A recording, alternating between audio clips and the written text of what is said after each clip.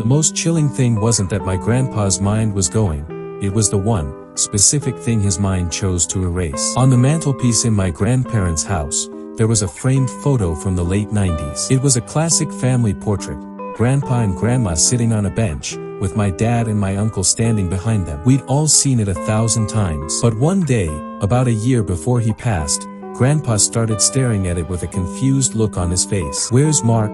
he asked, his voice thin. My mom, confused, walked over. "What do you mean, Dad?" "Mark's right there," she said, pointing to my father, who was smiling right behind Grandpa's shoulder in the picture. Grandpa squinted. He got up, shuffled over to the mantelpiece, and picked up the heavy frame. He held it close to his face, his finger tracing the space around my dad. "No," he said, sounding genuinely distressed. "That's your brother, David. But where's Mark?" At first, we thought it was his eyesight. Then we thought it was the early stages of dementia. We tried everything. We'd point directly at my dad in the photo and say, "Look, Grandpa, he's right here." But he would just shake his head, getting more and more agitated. He'd insist there was an empty spot where his other son should be. To him, my father, who was standing right there in the photo, was completely invisible. He saw my uncle, my grandma, and himself, but the fourth person was just gone. It became a painful daily ritual. He'd ask about the photo, and we'd try to explain, and he'd grow sad and confused,